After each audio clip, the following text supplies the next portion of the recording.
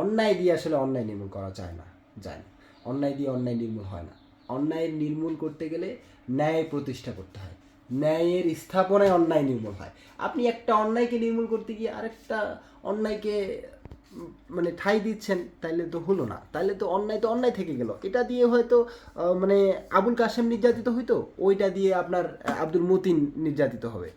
বিষয়টা হচ্ছে এরকম। কিন্তু এক শ্রেণীর মানুষ কিন্তু নির্যাতিত হইতে থাকবে।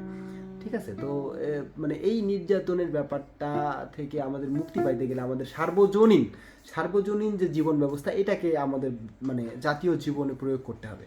ঠিক আছে? আমরা যতই বলি গণতন্ত্র, সমাজতন্ত্র, একনায়কতন্ত্র, হ্যাঁ, আসলে এইগুলো কিন্তু সার্বজনীন জীবন ব্যবস্থা না। আপনারা যদি একটু মানে আউট অফ বক্স চিন্তা করেন, একটু যদি মানে যৌক্তিকভাবে চিন্তা করেন, ঠিক আছে, আপনি একটা শ্রেণীর মানুষকে মানে শ্রেণীভেদ করে দিলেন। গণতন্ত্র মানেই তো বিভাজন। তারা বলে গণতন্ত্রের সিস্টেমে যে একটা বিরোধী দল থাকা লাগবে।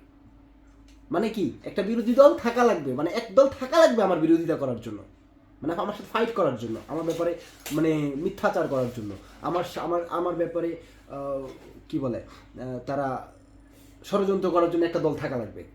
তো এটা কেমন সিস্টেম হলো ভাই?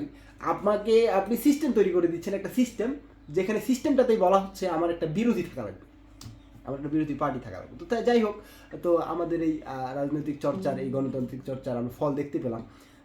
যখন একটা আব্দুল মতিন ক্ষমতায় থাকে তখন আব্দুল কাসেম নির্যাতিত হয়, আবার আব্দুল কাসেম যখন ক্ষমতায় থাকে তখন আব্দুল মতিন নির্যাতিত হয়। তো এরকমভাবে আমাদের এই রাজনীতির যে চর্চা, এটা আমরা বাংলাদেশ স্বাধীন হওয়ার পরে আমরা যখন থেকে গণতান্ত্রিক রাজনীতিক ব্যবস্থা যখন আমরা আমাদের জাতীয় জীবনে আমরা প্রয়োগ করছি, তখন থেকে আমরা আসলে যদি ভালোভাবে লক্ষ্য করেন, কোনো সময়ে কোনো সরকারের আমলে কোনো মানে